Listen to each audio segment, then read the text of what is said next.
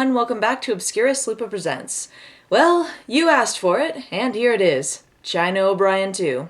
Now the first question you might be asking is, holy shit, there was a China O'Brien 2? Hell yeah, there was a China O'Brien 2. This sequel was so good, you can't even get it on DVD.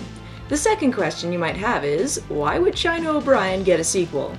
The long and short of it is, China O'Brien was supposed to be Cynthia Rothrock's big breakout into the American movie market, and so they filmed both movies back to back. That's right, they expected China O'Brien to be so good that they filmed two of them. And with the director of Enter the Dragon at the helm, why wouldn't it be a success? Well, for starters, the film is called China O'Brien.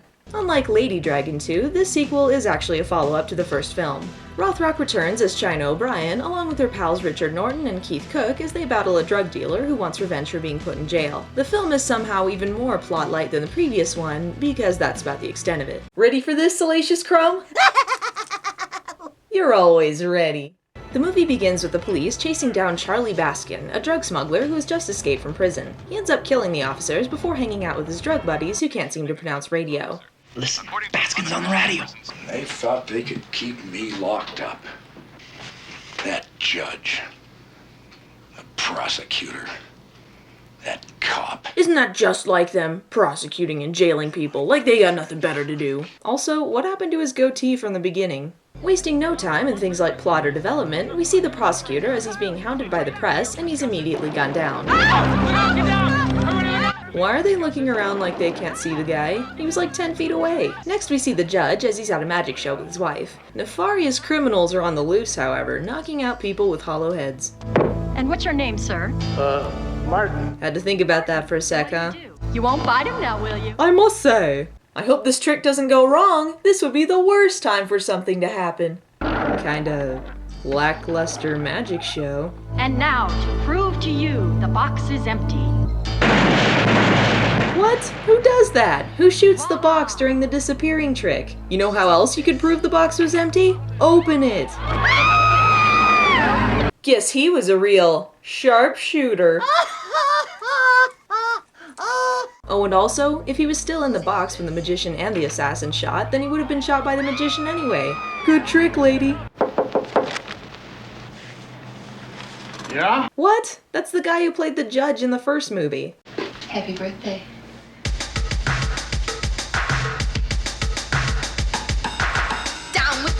Two 90s must resist urge for hairspray. I don't know what you're doing, but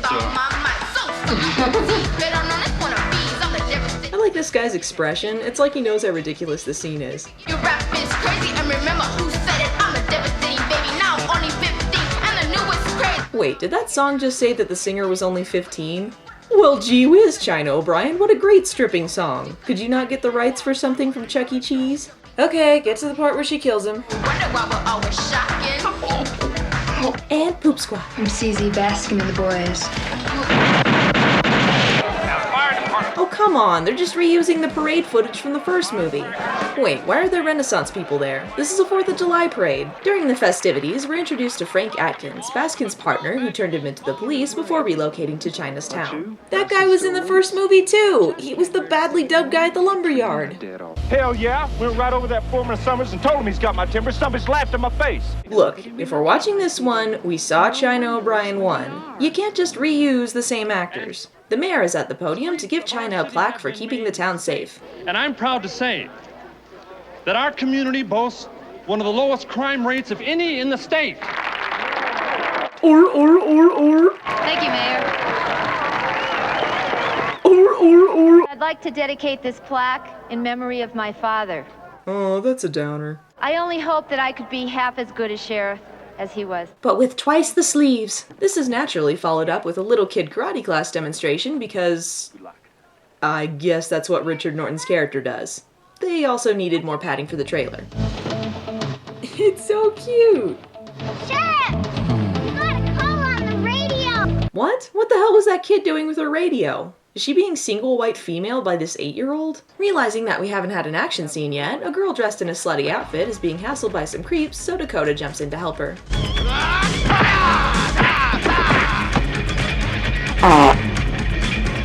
Thank you. Just keeping the park clean. The call China got on the radio was about a local drunk named Chester who was wrecking up a restaurant nearby. She and Matt go to bring Chester in. Hey, Chester. How you doing? My head hurts. Oh wow, I'm looking forward to this fight scene.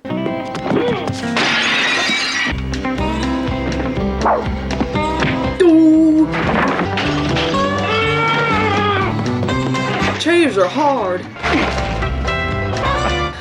I should help her. Apprehending a drunk, stupid guy should not be this difficult. This fight scene should be over by now. Thanks, Matt. You're a real help. Hey, I remember that stock footage. As the townsfolk catch the fireworks, more of Baskin's lackeys show up to get Frank. We want him alive, right? Not sure if that was a question or a statement, but whatever. You're coming with us. Why are Annie and Frank leaving? I don't know. She was looking forward to the fireworks. Annie! Who's your friend with the gun, Annie? Something, possibly the guns the bad guys made no attempt to conceal, makes China and Matt suspicious, so they follow the group out. Oh man, that just acid washes her jeans. Did he? Holy shit, that guy actually landed a hit. I may be wrong, but I think that makes him the first guy to actually hit China in either of these movies. You did it, lackey guy! You did it! Give him a medal! Oh man, don't mess with one-handed Native Americans. They own their other senses. Is his hand still broken? How long has it been since that bar fight flashback scene in the first movie? Looks like he was caught red-handed. Why is Dakota's reaction the only one in slow-mo? The bad guys get away without Frank or his wife, so China asks Frank to come into the station for questioning. Almost got killed tonight. Some goddamn protection. I'm grabbing Annie. We're getting out of here. Hey! I've had just about enough of your belly aching. Yeah, it's not like witness protection is supposed to keep the witnesses protected or anything. Yeesh, what a whiner. You okay? Are you okay? It's tough sometimes, being a woman. Sure, that line was out of place, but it'll be great in the trailer. Saxophone attack! Still, 290s. Must resist urge to reference She-Wolf of London. I really think after tonight, you should carry a gun. You know I can't. Someone could get hurt, so I punch people instead. Look, it wasn't your fault.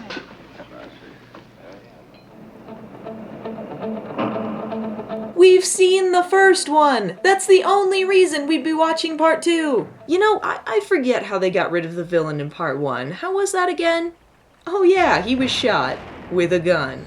Now that that shameless minute of padding is over with, here's Dakota's romantic subplot. Because we care about Dakota now? Can someone tell me anything about his personality at this point? Seriously, I will pay money to have someone give me a nugget of information. I guess the two of them are going out. Or the audience is supposed to know her. Ah well, why have it happen on screen when you can just cut to the boring part? Mom, I'm home! She was Frank and Annie's daughter? That would have been nice to know. Dakota fights them off and makes the other girl magically disappear. Unfortunately, Stumpy is no match for guys in random military garb and gets himself kidnapped with Annie and the love interest. Why? He doesn't have any connection to Frank. She and the girl miss you. They want you to come pick them up. Charlie, if I come meet you, you'll waste all 3 of us. 4. I've got that punk deputy boyfriend of hers, too. Oh, and the girlfriend's name is Jill. I don't remember when they reference it. I just IMDb'd it for you guys. Meanwhile, one of the officers at the station calls up China to tell her that Dakota never called in, so China heads over to Frank's house to see if he knows anything. Since he's dating Frank's daughter that we didn't know was his daughter, or Dakota's girlfriend. Just a second. Something's not right here. My line delivery was terrible. You made it perfectly clear how you feel about Dakota and Jill. You made it perfectly clear off screen whenever the hell this happened. The two of them go inside, and Frank explains that he kept some of the drug money, and that's what Baskin is after. China concocts a plan and gives Matt a call. I've noticed a distinct lack of montage or girl power music in this movie. I don't know if I can really call it a China O'Brien sequel now. In a life where only the strong survive. They're gonna kill us, aren't they? Keep spreading those words of comfort, Dakota. Eat something, goddammit. How dare you offer her a sandwich, you bastard! This altercation leads to what I like to call the Battle of the PB&J. Well, you gotta hand it to... Ooh. The next day, Frank heads out to meet Baskin, while China and the others sneak in around the incredibly watchful snipers he has set up. You can't rely on manpower here, Baskin. That's why I've set up several landmines in my room. Foolproof. Frank has a bomb attached to the money and threatens to blow it up if anyone gets hurt. Untie Annie and the kids. And by kids, I mean my daughter and the 30-year-old man she's with. Once the three of them are set loose, Dakota takes a stand at... Oh wait, he just leaves with the rest of them. Upon discovering that the bomb is a fake-out, Baskin makes his move, and China and the others make their presence known. Oh, and the bad guys have grenade launchers. Intense slow motion! Oh man, she got him! And Matt fights Ray Charles? Ah, the Michael Dudikoff technique. Man, she's not even getting tired. While all of this is going on, the most useful person seems to be the deputy China brought who just sits in one place and shoots everyone. You know, with one of those evil guns they didn't need. Clearly China is getting less people killed nowadays. Let's see, in order to take out an army of bad guys with guns, China brings one guy to hand out the money, a karate instructor, and one deputy.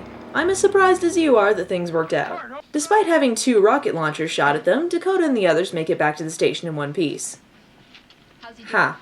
Baskin and his gang cut off the phone lines and set up barricades. That's right, they're taking over the town. You'd think if they had the power to do that, they could just steal another $5 million and call it a night, but whatever. China O'Brien. As long as someone else is using a gun, it doesn't count. Oh, and also, Billy Blanks plays Zuba Pants McGee.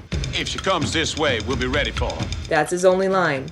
Hope you enjoyed it. Oh, what the hell? A gun is too violent, but a bow and arrow is okay? How is that less deadly? China O'Brien 2, you're missing the point of your own movie! With everything at stake, it's time for China and her friends to take back their town. It's time for some montage music.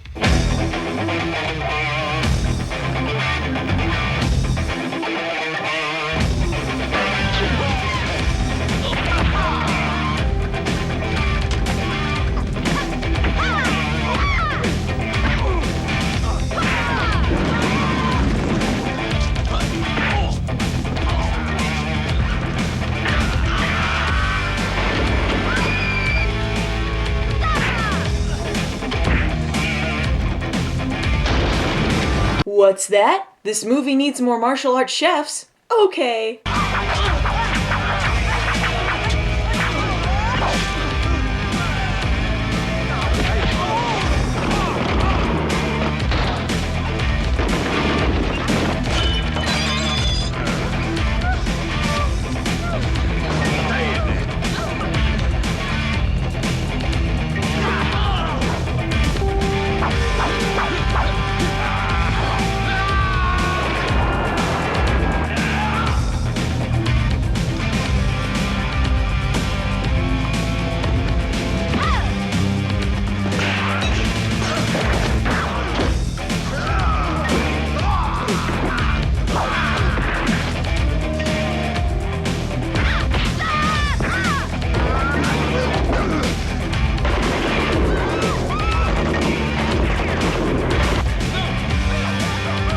What you say?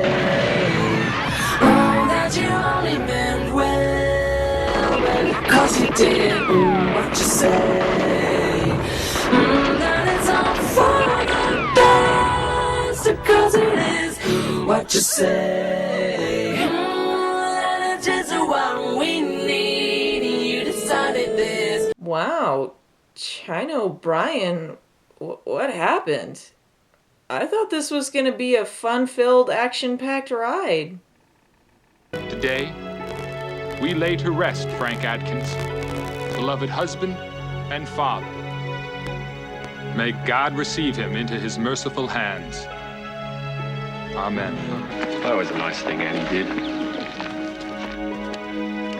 Russell was such a good guy. And Lucille...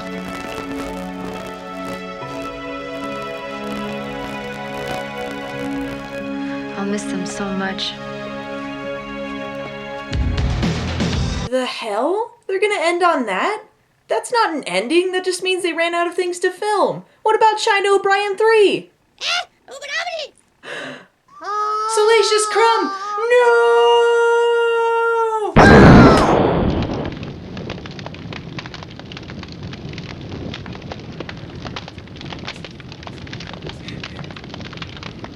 He was a stupid bit character. I'll miss him so much.